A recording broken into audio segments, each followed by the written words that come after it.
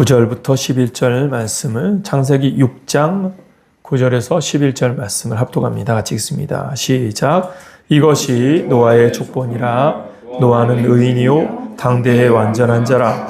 그는 하나님과 동행하였으며 세 아들을 낳았으니 셈과 함과 야벳이라. 그때에 온 땅이 하나님 앞에 부패하여 포악함이 땅에 가득한지라. 아멘. 오늘 이 시간 함께 인사할 때에 오늘의 인사는 하나님이 함께 하십니다. 그렇게 인사하도록 합시다. 하나님이 함께 하십니다. 예.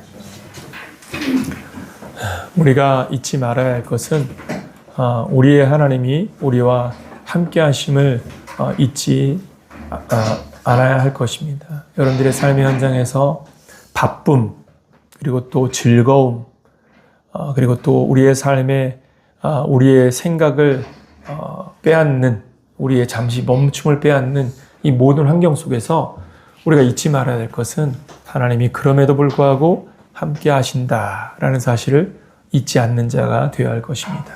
그런 의미에서 다시 한번 인사하겠습니다. 하나님이 여러분들과 함께 하십니다. 예.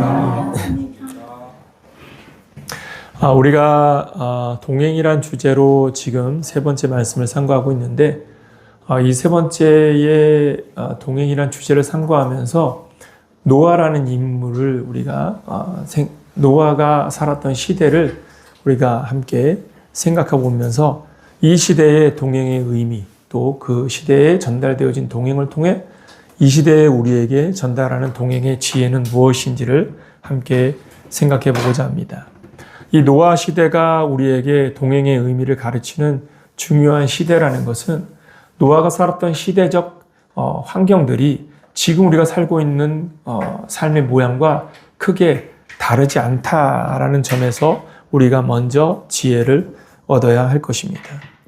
6장의 말씀을 시작하기 전에 창세기 5장에서의 먼저 배경을 살펴보면 창세기 5장에서는 아담으로부터 셋으로, 그리고 셋에서부터 이어지는 계보들이 기록되어 있습니다. 이 계보의 특성을 들여다보면 그들이 몇 세의 자녀를 낳고 몇 년 동안 하나님과 함께 하면서 자녀를 낳았다라는 사실을 기록을 하고 있습니다. 그런데 이때는 평균 그 수명이 굉장히 길었다는 걸 확인할 수가 있습니다. 노아 시대 이전까지만 해도 평균 수명이 거의 1000년에 가까웠습니다. 우리는 지금 100년을 목표로 하는 것도 굉장히 장수한다라는 생각을 아직까지는 하고 있지만, 물론 지금은 이제 100세 시대가 그렇게 멀지 않기 때문에 100세가 그렇게 크지 않다라는 생각도 하는 시대이기도 하지만, 창세기 5장의 시대는 1000년 시대였습니다. 1000년을 산다. 여러분 한번 1000년을 산다는 생각을 해보셨습니까? 좋을 것 같아요. 굉장히 좀 당황스러운데, 저는 100년을 사는 것도 조금 좀 재미가 없겠다는 생각이 사실은 좀 들긴 하거든요. 근데 이제 1000년의 삶에서 이들의 삶의 내용을 들여다보면 대부분 첫 자녀를 낳고 800년 동안을 자녀를 낳습니다. 그래서 800년 동안 자녀를 낳았다면 뭐 자녀를 몇 명을 낳았을까요? 최소 1년에 한 명씩만 낳아도 800명이겠죠. 그렇게 상상할 수 없겠지만, 근데 이제 그거는 우리의 관념이에요. 왜냐하면 지금과 같은 자연적인 어떤 해로움이 없고, 왜냐하면 에덴 시대, 에덴 동산의 시대였지 않습니까? 그리고 아담과 하와의 범죄 이후, 아담과 하와가 범죄하였다고 해서 당장의 지구가 어떤 부패하거나 상한 상황이 아닙니다. 우리가 이 사람들이 800년 동안 살면서, 그러니까 그들이 첫 자녀를 낳고 800년이라는 시간 동안 죽음이 닿기까지 자녀를 낳았다는 사실은 뭘 말하느냐면 하나님이 주신 축복 가운데 있었다는 사실을 말하는 것이라는 것을 먼저 기억해야 됩니다. 왜 이러한 사실을 우리가 주목해야 되냐면 창세기 1장으로 한번 다시 한번 가봅시다. 1장 28절 말씀으로 주목해 보십시오.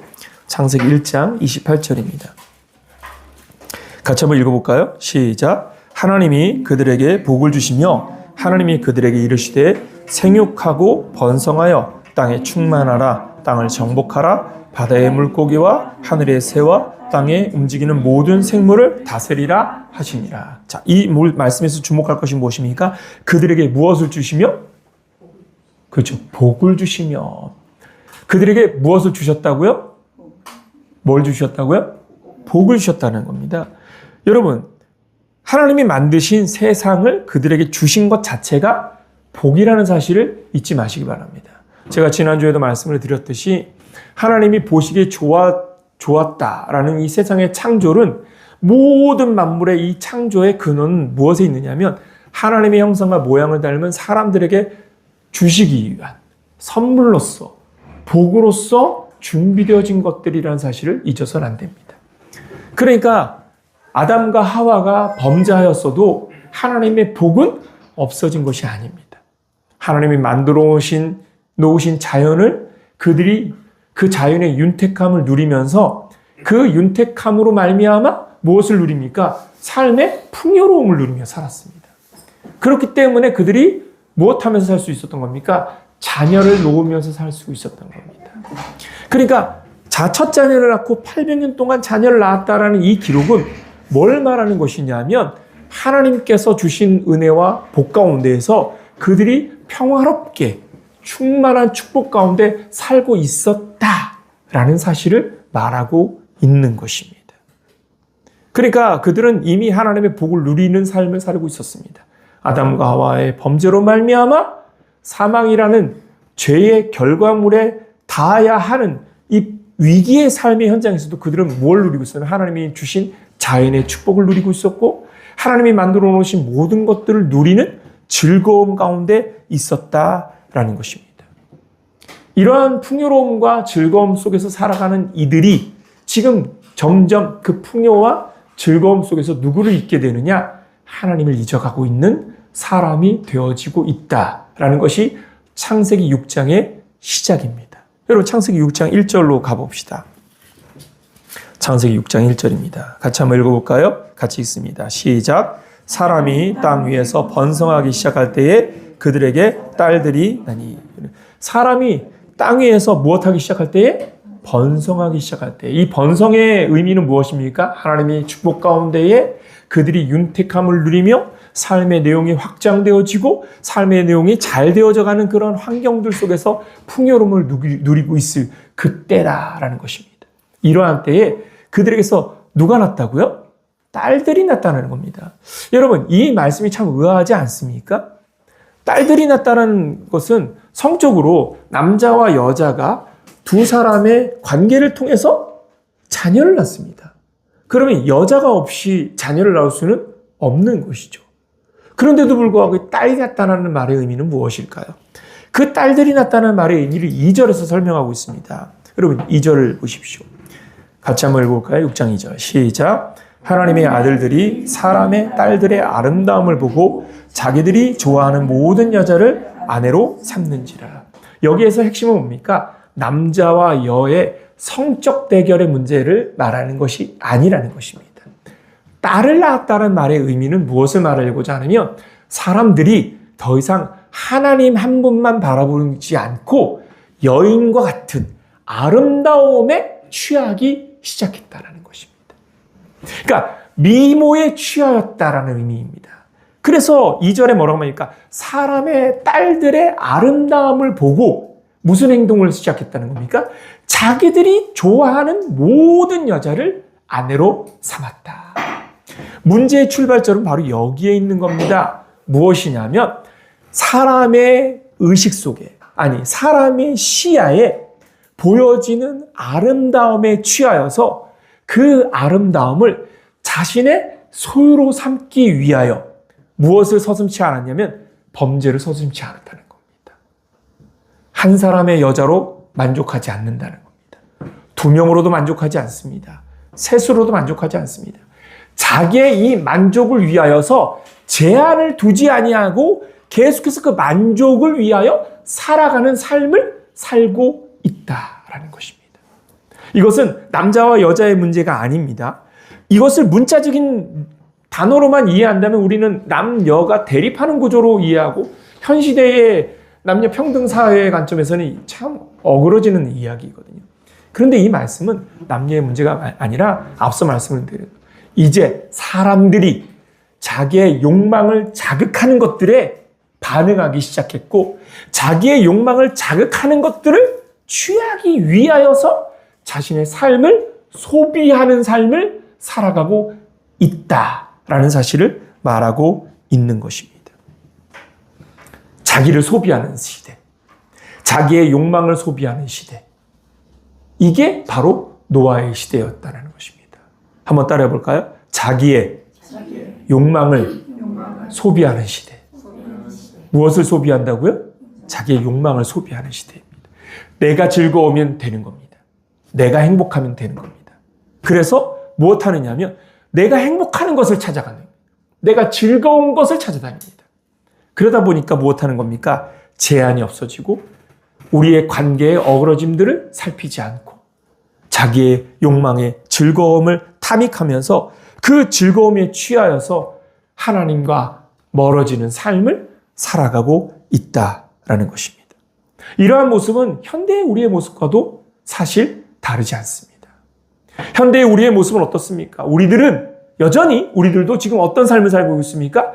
자기의 욕망을 소비하는 시대를 살아가고 있습니다.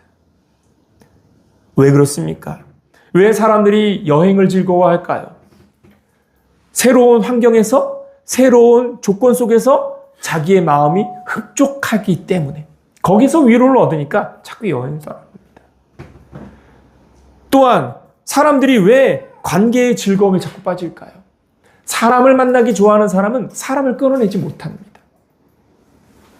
그것 때문에 자기가 가장 사랑하는 부부의 관계도 어그러뜨리는 사람들이 얼마나 많습니까? 타인의 시선을 즐거워하여서 그 타인의 시선을 더 많이 얻기 위하여 자신을 학대하고 자신을 위기로 몰아붙이는 행동들도 두려워하지 않습니다. 절박에 서서 사진을 찍고 위협적인 곳에서도 자신들이 어그러진 행동을 하면서도 무엇하는 겁니까? 그것을 포기하지 않습니다. 왜? 다른 사람의 시선을 빼앗기 위하여. 여기서 가까운 부천역 앞에는 지금은 조금 이제 정비가 됐다고 하는데 사실 한때 한국 사회에서 부천역이 유튜버들 때문에 SNS 추종자들 때문에 그 지역이 난리였다라는 뉴스가 얼마나 많이 나왔습니까? 통제가 안 돼. 왜 그렇습니까? 사람들이 시선이 즐거워. 채울 수 없는 만족감을 채우기 위해서 끊임없이 경쟁하고 채울 수 없는 만족감을 위하여 끊임없이 싸우면서 무엇이든지 돈을 채우든지 성적 욕망을 채우든지 사람의 즐거움을 채우든지 그것을 채우기 위하여서 끊임없이 발버둥 치는 그러한 삶. 여러분, 이것이 바로 인간의 흥미, 자기의 욕망을 소비하는 시대상의 모습이라고 말할 수 있는 것입니다. 참으로 놀라운 것은 노아 시대에 홍수 심판이 있기 이전에 그 노아 시대가 그랬고 지금 현대 예수 그리스도의 다시 오심을 준비하고 있는 말세의 지말을 살아가고 있는 지금의 우리의 모습도 그러하다라는 사실을 주목해야 한다라는 것입니다.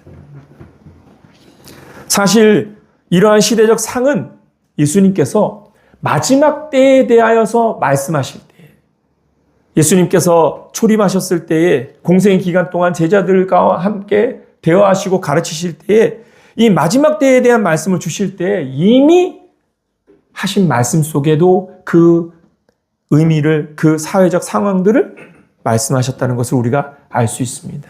여러분, 마태복음 24장을 한번 찾아보도록 합시다. 마태복음 24장입니다. 말세의 때에 대한 말씀을 주신 말씀이 24장에 있습니다.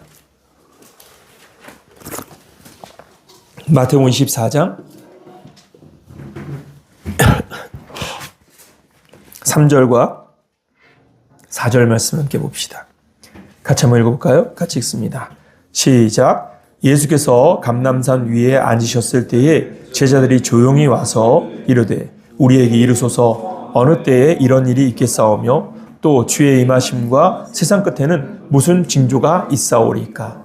예수께서 대답하여 이르시되 너희가 무엇을 받지 않도록 주의하라? 사람의 미혹을 받지 않도록 주의하라. 여기서 주목해야 될 것은 미혹의 시대라는 것입니다. 사람의 미혹이라는 말의 의미는 5절 말씀에 보면 그리스도, 적그리스도의 출현에 대한 언급을 말씀하시는데, 그래서 이 본문의 표면적 의미는 그리스도, 적그리스도, 그들의 신앙을 흔드는 미혹이 있을 것임을, 믿음을 흔드는 미혹이 있을 것임을 말씀하는 것이 첫 번째입니다. 그런데 여기에는 또 다른 의미가 있는데, 그것은 무엇이냐면 우리가 살아가는 시대가 우리의 신앙을 흔드는 미혹의 시대가 될 것임을 말하고 있는 것입니다.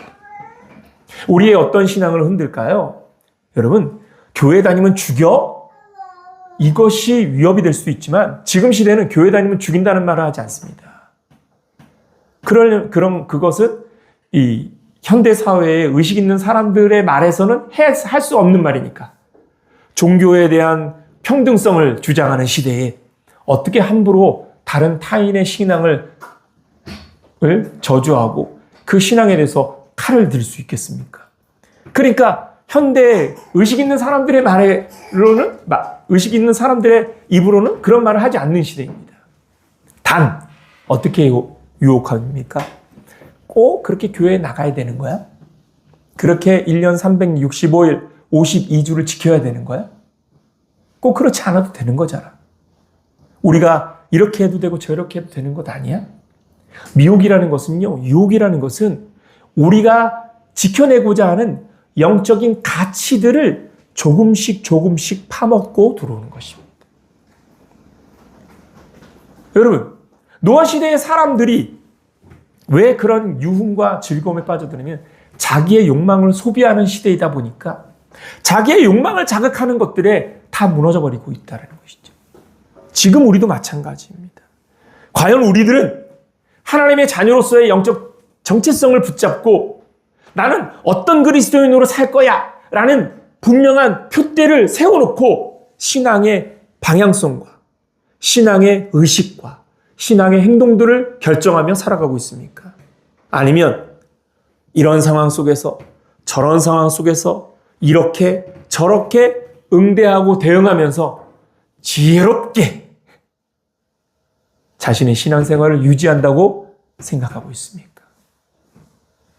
동행이란 무엇입니까? 미혹의 시대의 동행은 하나님이 주신 약속의 말씀 속에서 자신의 자리를 지키는 것입니다. 노아가 우리에게 주는 교훈은 바로 이것입니다. 홍수 심판이 있기 전 하나님께서는 노아를 통하여서 구원의 방주를 예비하게 하십니다. 노아도 사람이었습니다. 자신의 욕망을 소비하는 시대에 그 욕망을 소비하는 사람들의 모습을 보면서 그 마음에 부러워하는 마음, 나도 그렇게 살고 싶은 마음 갖지 않았을까요? 노아가 결정한 건 무엇입니까? 하나님의 말씀을 따라 살기로 결정한 것입니다. 그런데 이 결정의 배경에는요, 먼저 전제되어지는 것이 있습니다. 이 참 놀라운 부분인데요. 이건 뭐냐면 바로 하나님의 은혜라는 것입니다. 여러분, 하나님은 우리에게 하지 못할 일을 하게 하지 않습니다. 감당하게 하기 위하여 먼저 무엇을 주시느냐? 하나님의 은혜를 부으신다는 사실을 깨닫기를 예수 이름으로 축원합니다. 여러분, 노아 시대로 한번 가봅시다. 창세기 6장으로 가봅시다. 6장 8절입니다.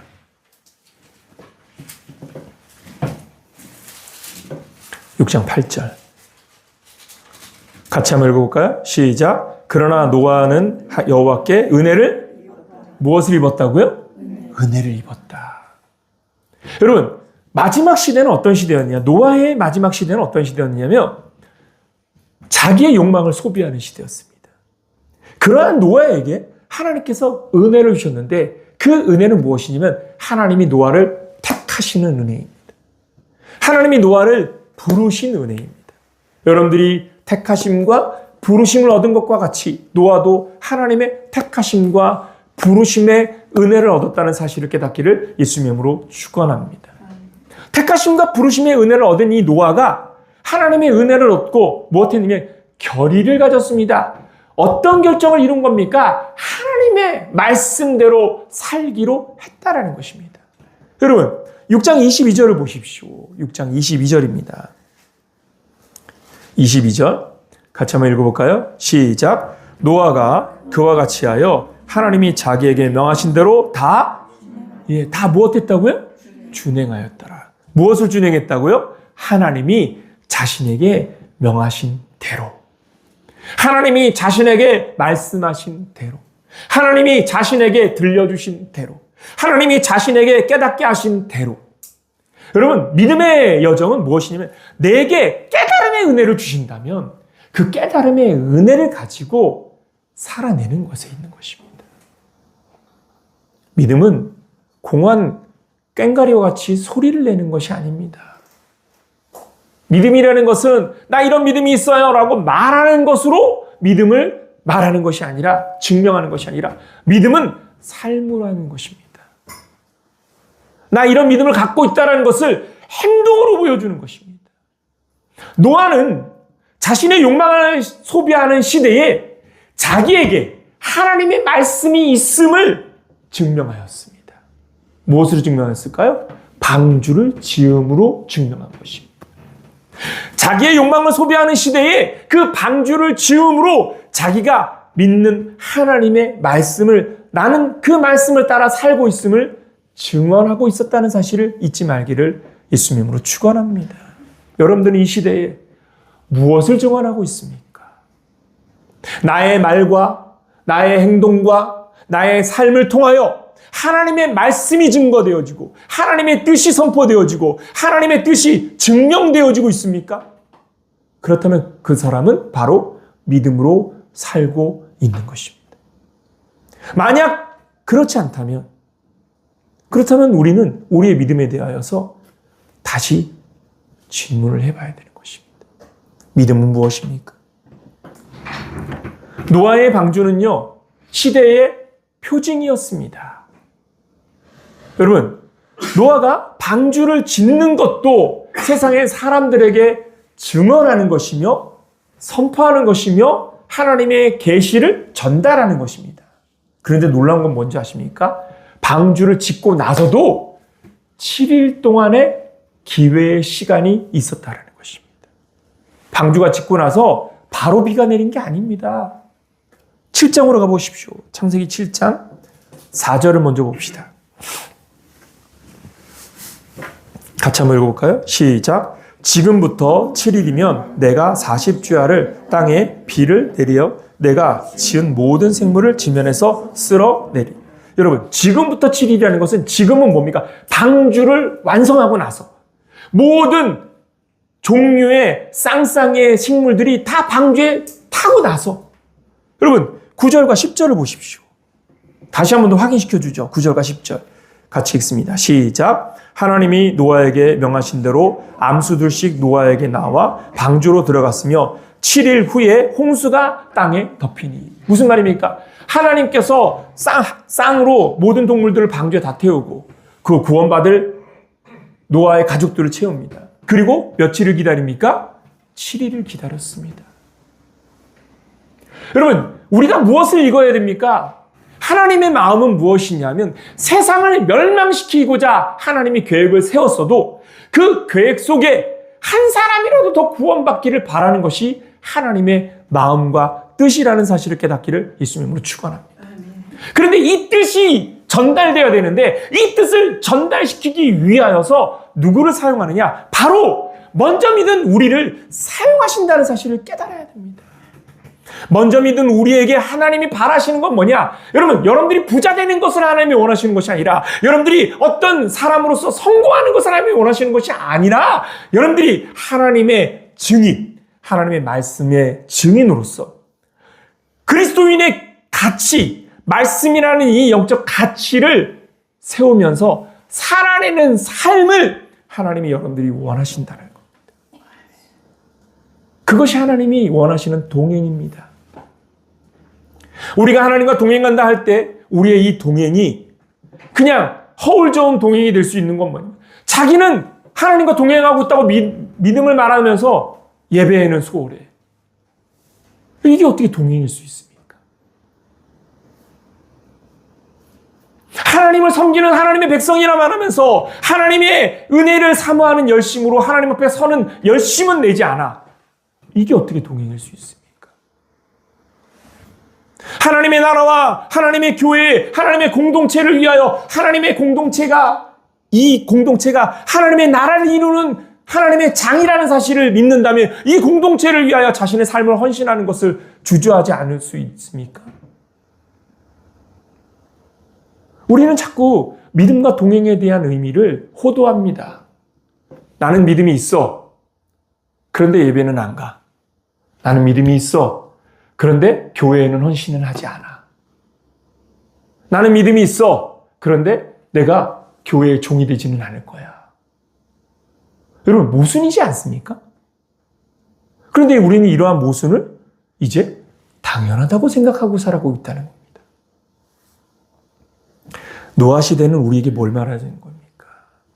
노아의 삶을 통해서 그 시대에 자신의 욕망을 소비하고 있는 그 시대에 하나님의 계시의 말씀이 증언되게 하고 하나님의 계시의 뜻이 증언되게 하기 위하여 하나님이 노아를 선택하셨고 노아는 하나님의 그 선택을 깨닫고 하나님의 그 부르심을 깨닫고 무엇했느냐 하면 그 부르심 앞에 자신의 삶을 내어드립니다. 여러분, 이게 동행인 겁니다. 이것이 바로 하나님이 원하는 동행인 겁니다. 하나님의 마음을 헤아리는 것입니다. 하나님의 뜻을 헤아리는 것입니다. 그리하여서 그 뜻과 그 마음에 부합한 삶으로 자신의 삶을 내어드리는 겁니다. 여러분, 노아는 놀기 싫었을까요? 여러분, 이 시대가 이러한 시대에 노아의 삶이 힘겨웠다는 것은 우리는 얼마든지 알 수 있습니다.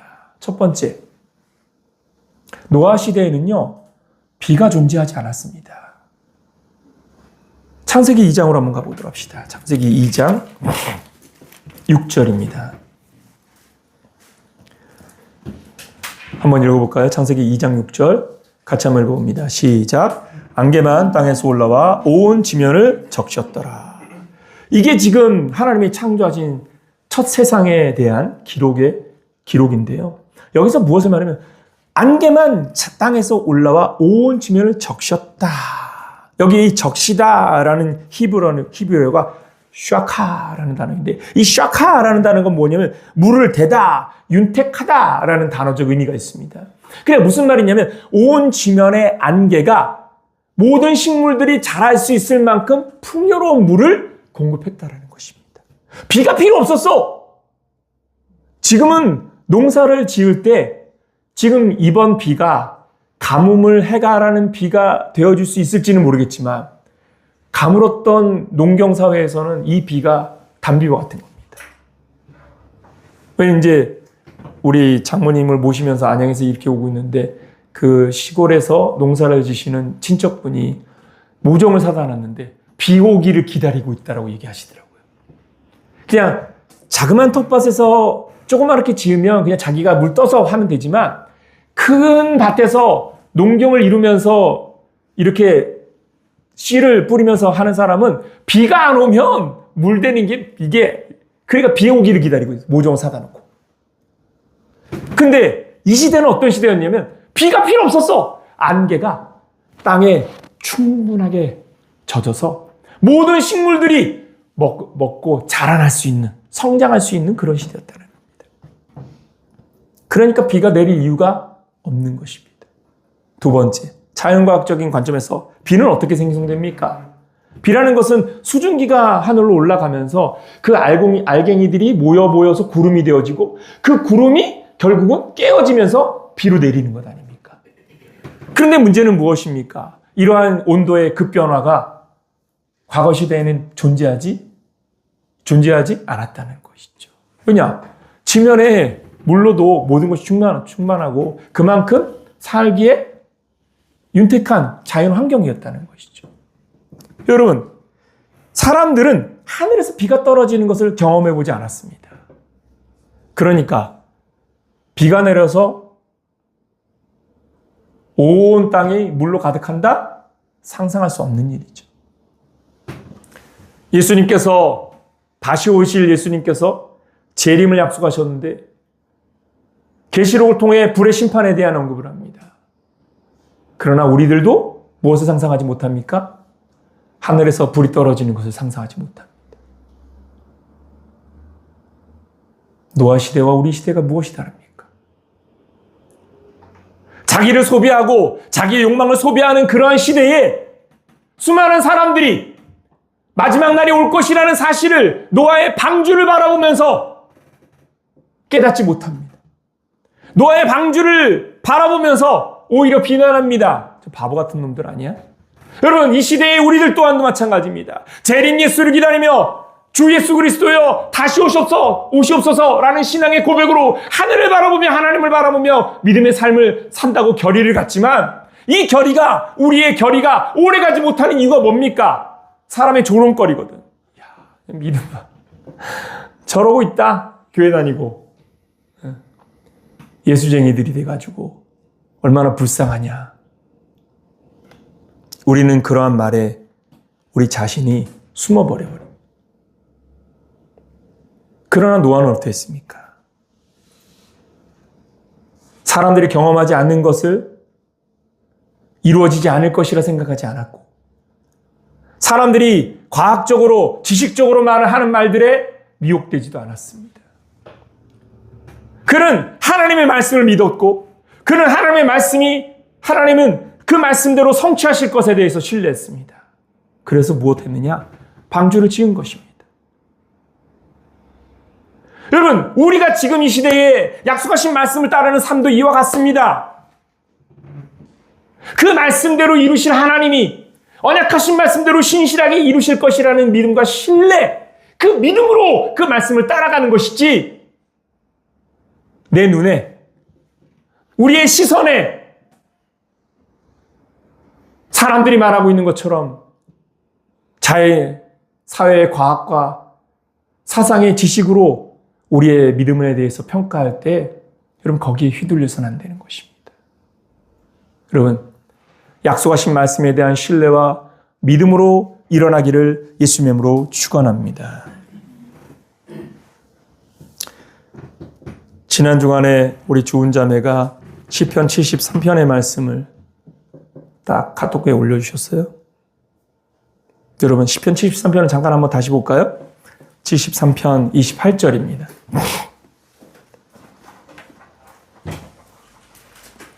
시편 73편 28절.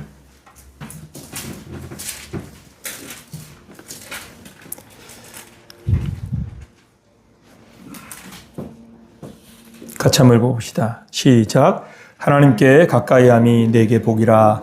내가 주 여호와를 나의 피난처로 삼아 주의 모든 행적을 전파하리이다. 여러분, 주목해 보십시오. 하나님께 가까이함이 내게 복이다. 하나님께 가까이함은 무엇입니까? 여러분, 이 시편 73편 28절의 하반절에 뭐라고 말했습니까? 여호와 하나님을 나의 피난처로 삼고 주의 모든 행적을 전파하는 것이 하나님을 가까이 하는 것이라고 말하고 있는 겁니다.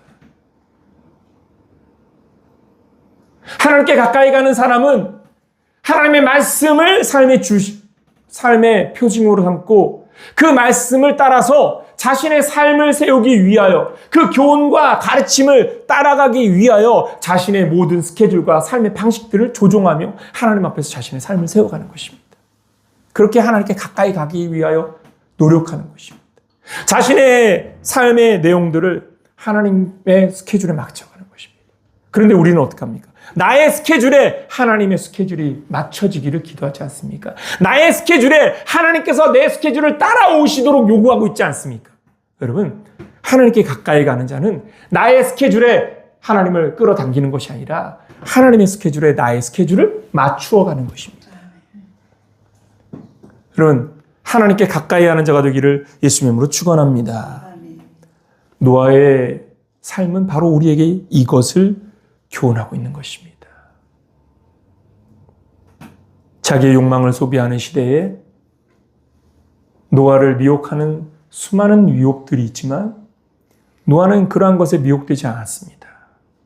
노아는 오히려 하나님과 동행하는 삶을 선택하였는데 하나님과 동행하는 삶의 본질은 무엇이냐? 하나님의 말씀을 듣고 그 말씀하신 바를 따라 실행하고 행동하는 삶이었습니다. 머뭇거리지도 않습니다. 하나님의 스케줄에 자신의 스케줄을 맞추었지 자신의 스케줄에 하나님이 자기의 스케줄을 맞추도록 하나님께 요구하지도 않습니다. 하나님께 자신의 스케줄을 맞추고 하나님이 원하시는 것이 무엇인지에 대한 물음을 가지고 하나님께 자신의 삶을 드리기 위하여 하나님께 다가가는 삶. 여러분, 이것이 진짜 믿음의 삶이라는 사실을 잊지 말기를 예수님의 이름으로 축원합니다.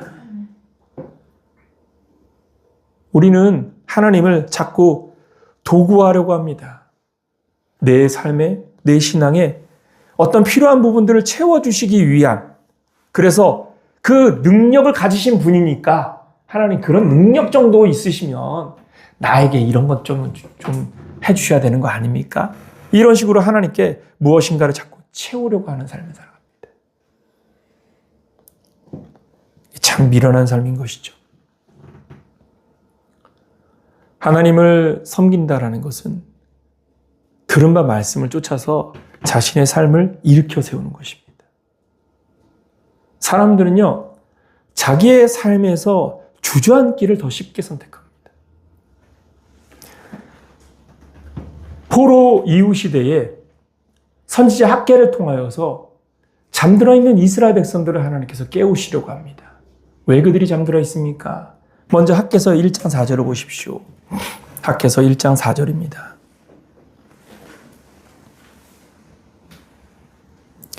학개서 1장 4절 한번 봅시다.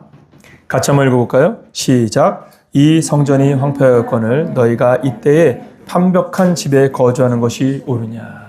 자, 이 말의 의미를 먼저 생각하기 전에 학개서의 배경을 한번 생각해 보십시오.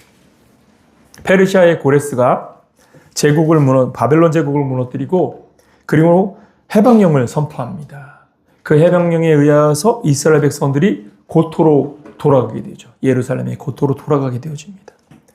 가나안 땅에 귀환한 이스라엘 백성들은 고레스 왕의 보호 아래서 성전 재건 사업을 시작합니다. 주전 536년 2월에 제2성전 재건 사업이 시작되어지는데 이 성전 재건 사업은 대적들의 방해에 부딪히면서 주저앉게 되어집니다. 아닥사스다 왕에게 서신을 보내서 이 유대인들이 성벽을 재건하고 나면 왕에게 더 이상 세금을 바치지 않을 것이고 그렇게 되면서 왕의 서편 영토를 왕은 잃게 될 것입니다. 말 그대로 모함이죠.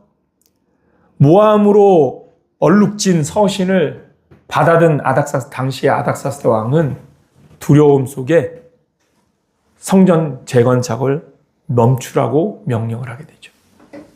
이렇게 멈춰진 성전 재건 작업은 무려 16년을 멈춰서 있게 됩니다. 16년이라는 시간 동안 성전 재건 사업이 멈춰져 있을 이때에 하나님께서 선지자 학개를 보내서 그들에게 이 말씀을 주신 것입니다. 이 말씀의 내용이 무엇이었습니까? 이 성전이 황폐하였거늘 너희가 이때에 판벽한 집에 거주하는 것이 옳으냐. 여기에 이 구절은요, 두 개의 단어에 초점을 볼 수 있습니다. 황폐함과 판벽한 집입니다. 판벽한 집이라는 단어적 의미는 무엇이냐면 사면이 되어져 있고 그 위에 완전한 지붕을 올린 사각형의 집을 말하고 있는 것입니다. 그러니까 벽이 있다는 것은 바람을 막는다는 것이죠. 지붕이 있다는 것은 비와 해와 위로부터 떨어지는 것들을 막는다는 겁니다. 그러니까 판벽한 집의 의미는 무엇이냐? 안전한 집, 갖춰진 집, 사람들이 자신이 안주하고 안전하다고 안주할 수 있는 집을 말하고 있는 것이죠.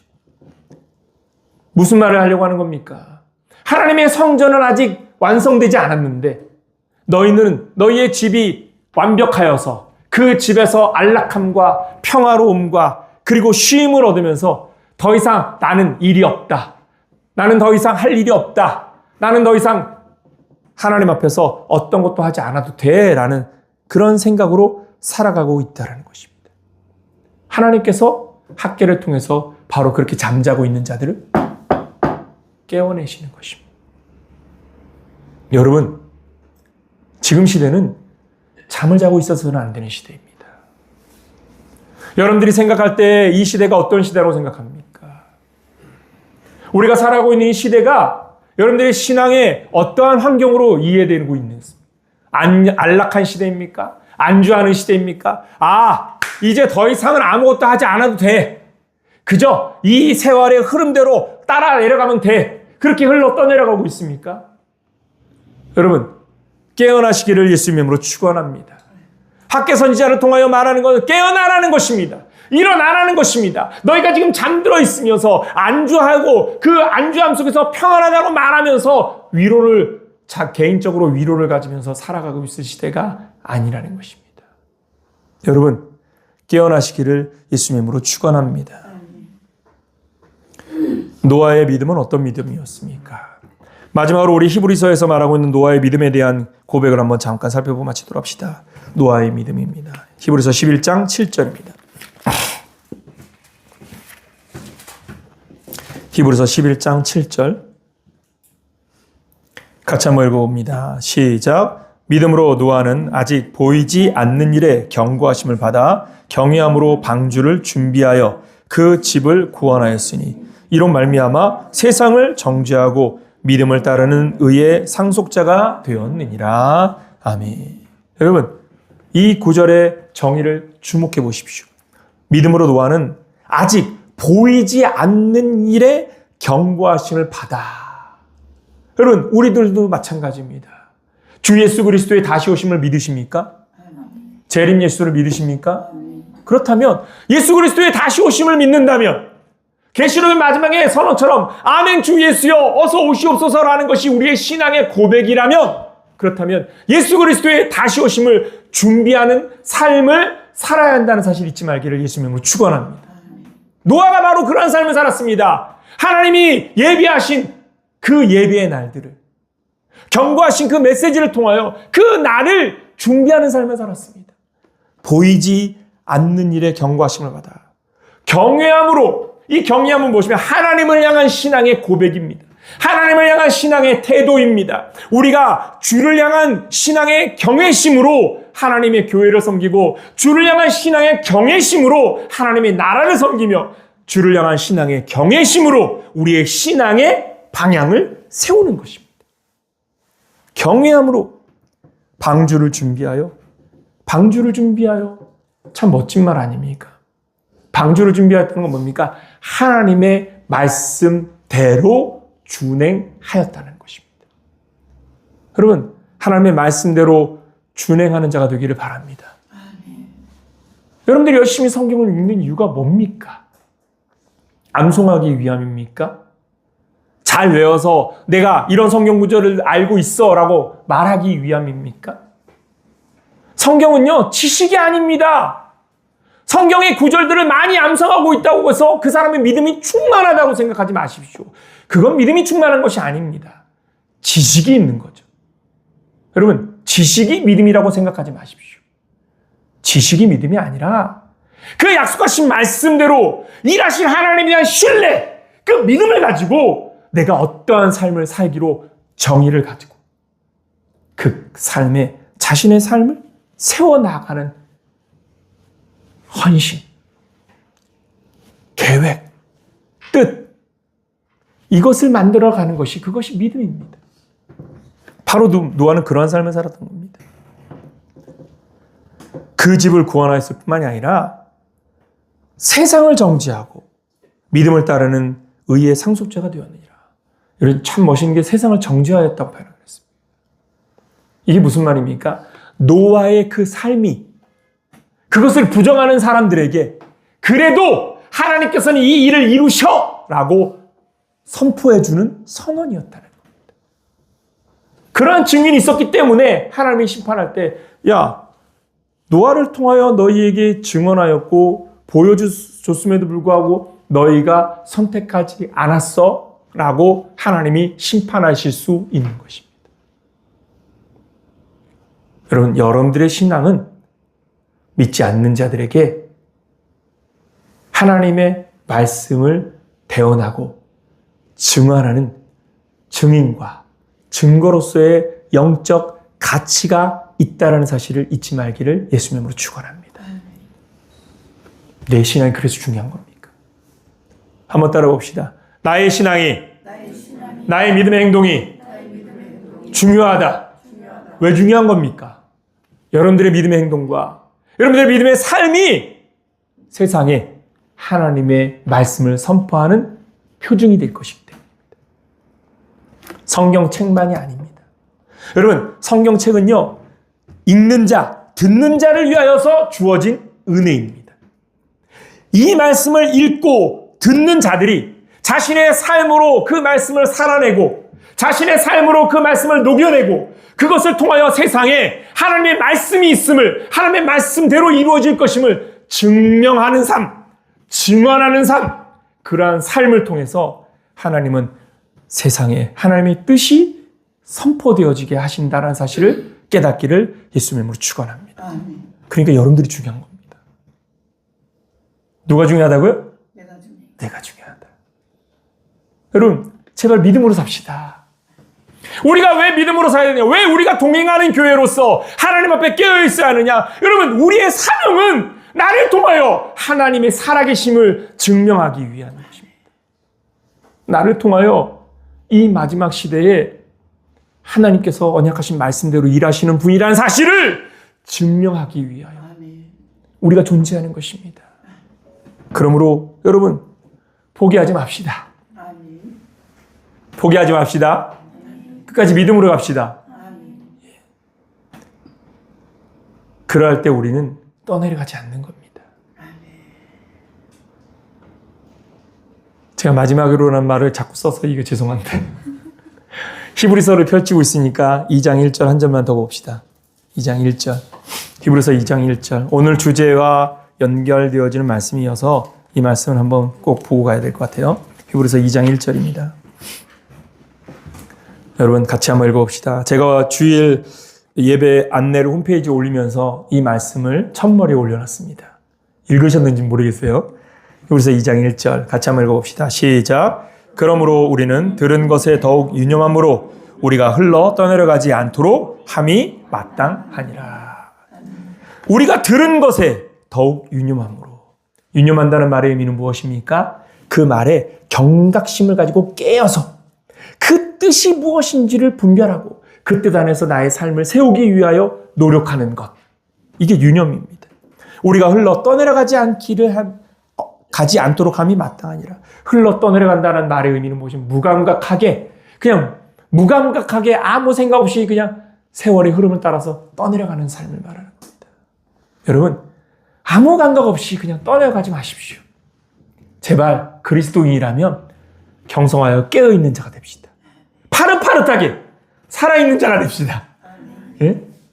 파릇파릇하게 살아서 낚시꾼들의 낚시에 걸리는 것이 아니라 계속해서 거슬러 올라가는 그러한 살아있는 그러한 그리스도인으로서 승리하기를 예수님의 이름으로 축원합니다. 아멘.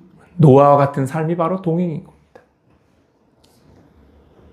노아가 구원의 방주에 탔던 것처럼 우리들 또한도 구원의 방주에 있다는 사실 잊지 마십시오. 여러분들이 이미 구원의 방주 안에 있습니다. 예수 그리스도라는 구원의 방주 안에 있습니다. 그래서 내가 더 이상 안락해.